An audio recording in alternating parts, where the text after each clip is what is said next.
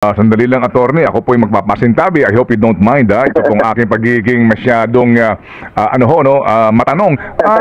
Attorney, ang sinasabi ng BH sa kanilang official statement, sila daw po ay hindi na proklama, sa hindi nila malamang kadahilanan, wala etc. etc. So dito po sa sinasabi niyong maselan, hindi pa pwede po ihayag sa publiko, parang hindi po namin maarok, no? Kasi John Rex Laudianco. Attorney, magandang umaga po. Magandang umaga po, Sir Ted, at sa lahat po ng ating taga-subaybay. Good morning po. Attorney, bago po yung statement mismo ni Chairman Cardema, pwede ba namin muna malaman ang punot dulo po nitong 2019 case nito pong grupo ng Duterte Party List? Kasi may sinasabi siya na vote buying issue as alleged by kabataan, at yung sinasabi daw po na uubusin sila sa debate, etc. etc. Yun lang daw ho ang mabababaw na kaso na isinampas sa kanila ng Kabataan Party List. Go ahead po please, attorney. Meron pong tinanggap ang ating National Board of Canvassers po, Sir Ted, ng isang petisyon patungkol sa pag-question ng registration mismo po ng Duterte Youth Party List. Kung matatandaan po kasi natin, nung una pong nag-file ng petition for accreditation ang Duterte Youth, ito po ay na-deny ng division ng COMELEC. Ngunit sa kanilang pag-apila sa pamamagitan po ng motion for reconsideration, ito po ay nag-grant. Mukhang dito po nagsimula yung issue dahil hindi po yata nagkaroon ng sapat na publication na kinakailangan po para makumpleto yung kanilang registration. At ito po yung muling kinestyon ng ilang grupo na nire-represent po ni Attorney Emil Marañon. Nakita ko po mismo yung petisyon. At mabigat na issue po ito kung talaga ating titignan. Kaya po naging desisyon ng National Board i-suspend muna ang kanilang proklamasyon hanggat hindi nadidinig ng maayos at nare-resolba ang issue na ito. Okay, attorney, pardon me ha, ako po lamang medyo matitalye para mas maintindihan na pangkaraniwang Pilipino po itong isyong ito. Alright, ano po ulit, attorney, yung na ito ho ay dati ng kaso na nasilip ngayon nitong abogado po siya Nino, at kine-question po itong non-publication ng alimposer. Dahan-dahan lang po para makakatcha po kami. Tama po, dahil isa po sa requirements po para sa makumpleto ang isang petisyon for registration, kailangan po ito ay napapublish sa isang newspaper of nationwide general circulation. Nang sa gayon po, parte po ito ng ating proseso para malaman ng buong bansa kung meron mang magpepetisyon, kung meron mang mag-o-oppose sa kanilang registration. Nung una po kasi na nag-file ng petisyon ang grupong Duterte Youth, na-deny po kaagad ito ng COMELEC Division. Ang ginawa po nila, nag-file po sila ng motion for reconsideration na umakyat po sa Commission on Bank.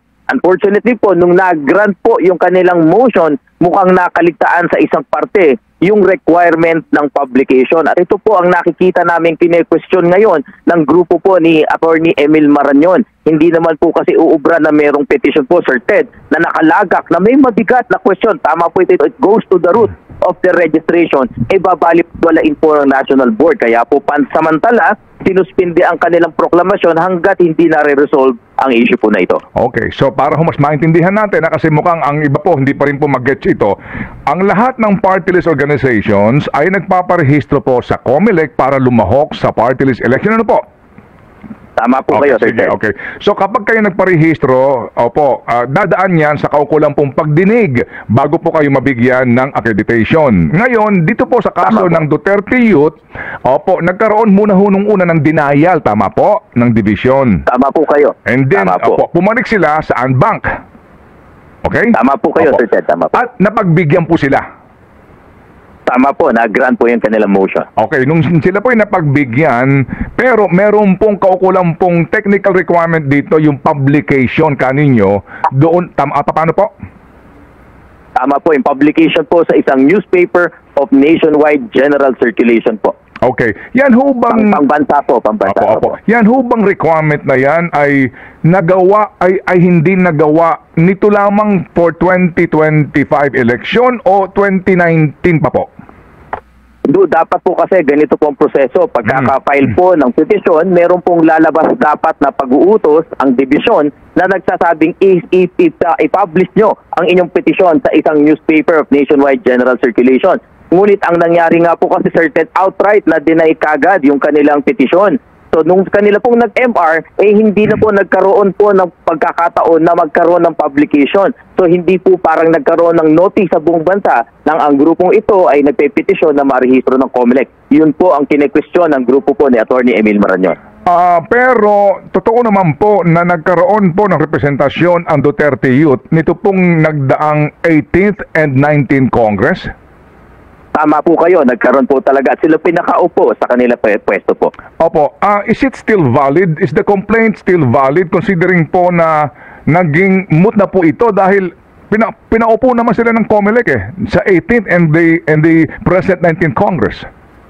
Ito po ang isa sa issue po na gustong i-resolve ng National Board at ng Commission and Bank. Kung matatandaan po natin, Sir Ted, dun sa kaso po ng Anwaray, meron po silang napaupo nang hindi nagkaroon ng tawag dito proclamation ang National Board of Canvassers. At ito po ay ginamit na basihan ng Commission and Bank bilang paglabag doon sa mga alituntunin panghalalan kaya na-cancel ang kanilang registration. So makikita po natin yung long arm of the law na hindi porket ikaw ay nakaupo. Kung merong hindi natupad o may nalabag na batas o hindi na-comply na alituntunin ay hindi ka na mananagot. So ito pong mga issue bagay na to ang nais pong iba ng ating po. Oh, yun. So, sige po. So, yung pong binabanggit ni Chairman Cardema sa aming panayam at maging sa kanilang press statement na kasong isinampa ng Kabataan Party List for disqualification, hindi na po ito ang pinag-uusapan ngayon, attorney.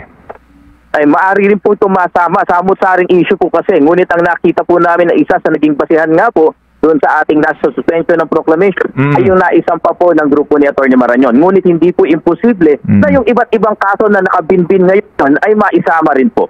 Ayun, okay, sige. So ito pong si Atty. Marañon, kailan po siya naghain po ng petition at ano po ang nature of the petition, attorney? Ay ito pong kanya petition for cancellation of registration at petition for disqualification po dahil nga po doon sa issue ng publication. Ito po ay naihain bago pa man po na-promulgate yung resolution po na nag-proclaim sa mga party list group. So ito po ay recent petition, kumbaga attorney, hindi ito pending noong pang nagdaang mga halalan. Hindi po, bago po ito, Sir Ted. Okay, sige po. So ngayon,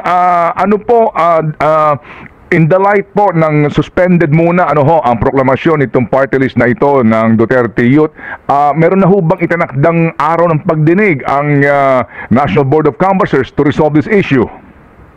Wala pa naman po, Sir Ted, pero ang sabi po ni Chairman Garcia ay sa lalong madaling panahon po ito. By the way, nais lang po namin linawin na ito po hindi ibig sabihin na hindi mapoproclaim. Ito po lamang ay pamamaraan ng ating procedures para wag ma-frustrate ang ends of justice. Bakit? Halimbawa po, hindi naman po pala talaga dapat ma-qualify o disqualify talaga ang grupo, mapapaupo pa and then papapapain. Ito po ay nakakagulo sa sistema ng pamahalaan. Kung sakali naman po na talagang wala namang basehan, di madi-dismiss po ang petisyon, mariresolve ang kaso at tuluyan na po silang mapoproklama. Hindi naman po ibig sabihin na tuluyan sinarado na grupo po ng Duterte Youth. Ayun. At po doon sa isa, yung BH po. Okay, sige. Mamaya po yung BH kung ano po naman ang kaso nun. Basahin ko lang po itong statement ni Ginoong Cardema na kanya naman kinukumpirma just to get a reaction from COMELEC, bilang spokesperson. Attorney, sabi niya rito sinasabi ko sa inyo, COMELEC, at sa nagko-control sa COMELEC, kapag kami hindi ninyo pinaupo at hinayaan lamang magsalita sa advokasya namin sa bansa, sasabihin namin sa taong bayan lahat ng kalokohan sa Kongreso at COMELEC kung paano nagkakapera ng milyon-milyon sa mga desisyon, accreditation, and projects at funds ang karamihan sa inyo dyan.